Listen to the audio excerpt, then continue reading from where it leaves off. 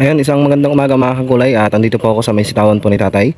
At andito po kasi yung mga kasama kong mag-harvest ng pipino.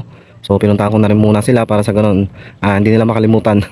So kailangan kasi nila tapusin itong ginagawa nila dito sa sitawan ni tatay dahil nga ito kahapon ay napabagsak ng hangin na malakas.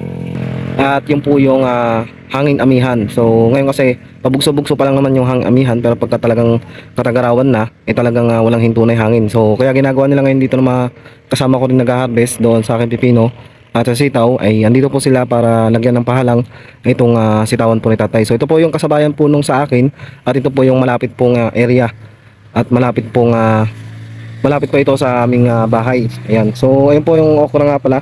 Ayan, so malalaki na yung okra ang tinanim dito sa kanyang gilid. So ayan mga kagulay, bali pito nga pala sila dito na nagkakabit ng one ply at ayan sila. So pagitan isang plat yung kanilang ginagawa, may mga tao po dyan sa kabilang plat at papagitan sila para sa ganoon dito ibubuhol yan sa posting yan. Dito yan ibubuhol sa posting niya. Ayan, ilalak po siya